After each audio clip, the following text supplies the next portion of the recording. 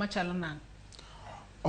Kako Olympic aparo ni penjo ma atemo neno kata maoni ma atemo winjo ka jigolo aneno nitie lapses in management and problems ki kama wuok gin lapses mantie in management and my mommy management mar school kose management mar schools nikech kaka laps maneno mawuok kaka ma lunch magi programs mnego ben management no say come up with more than more sell to the parents. My parents also buy idea and seeing the importance of such programs in the school.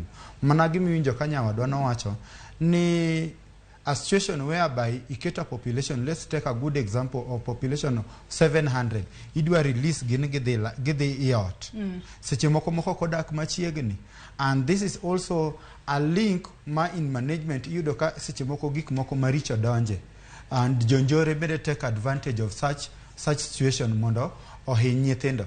So that is a lapse in management. On locus aparon kila school nikod mpangilio mare. And school X kod school Y nitie kaka nitie gik giopogre. Like in Olympic ashanga kawinjo kaka ni athi woki grade 6 donji grade 7 tikwayad registration fee. What is that for? Mano kuo imayo